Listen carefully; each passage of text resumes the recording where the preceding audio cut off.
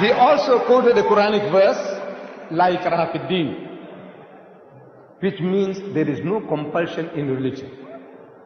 Compulsion is worthless. At the point of the gun or the knife, you force somebody to say, read the Shahada, the Kalima, the Creed of Islam, and the man is forced to read. What is it worth? Nothing. There is no compulsion in religion. But the insinuation is that the Muslims were doing compulsion. I said, look, my brother, Sharosh, you are a proof that the Muslims didn't use any compulsion for 1,400 years.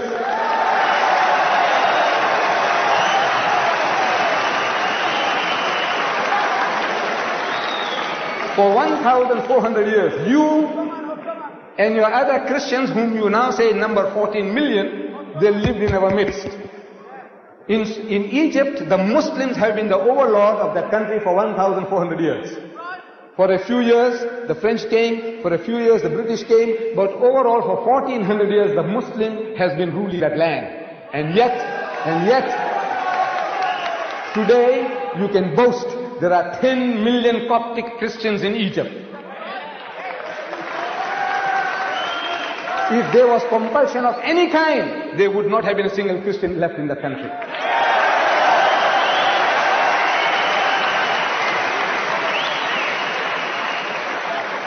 The Muslims ruled Spain for 800 years.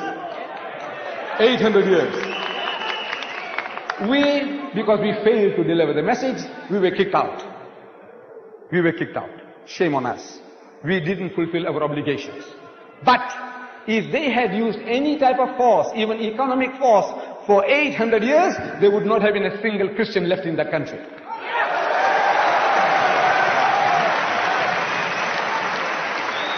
We Muslims, we ruled India for 1,000 years.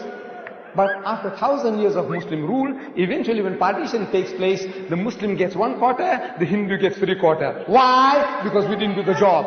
We didn't use any compulsion.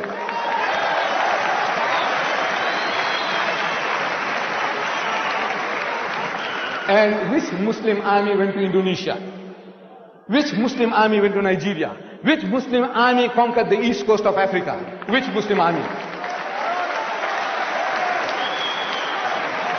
Today, the Britisher and the American, he's coming towards Islam. I want to know what sword? What sword?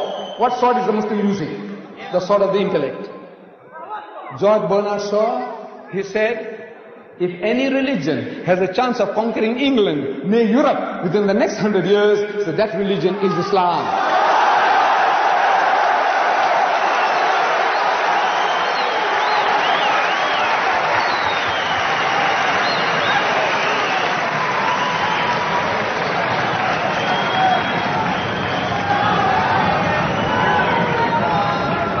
Look, Bernard Shaw had the foresight, he could see. But we Muslims, we have failed Islam. Wallah, we have failed. We have failed. We haven't made a start yet. We believe. We say we believe, but we have not made a start yet. This is our problem. The destiny is ours. Wallah, it is ours. Allah says, لِيُزْهِرَهُ عَلَى الدِّينِ كُلِّهِ. He has given you a deen, a way of life that is the master, overcome and supersede them all, bulldoze them all, whether it be Hinduism, Buddhism, Christianism, Communism, Judaism, every ism.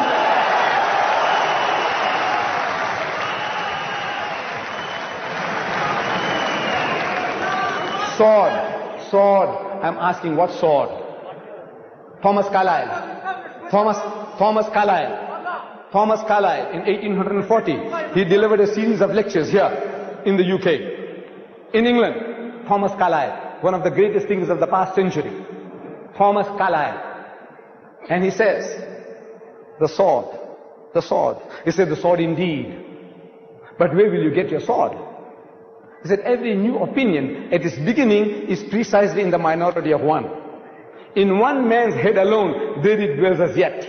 That he take a sword and try to propagate with that will do little for him. He said, first you must get your sword. And how do you get your sword? Through the intellect, through reasoning, Udu ila sabili rabbika bil hikmati. Allah says, invite all to the ways of thy Lord with wisdom, the sword of the intellect of wisdom. Wal maw'izatil hasanati, and with beautiful preaching. Wajadilhum billati ahsan, and reason with them in the ways that are best and most gracious. This is the sword.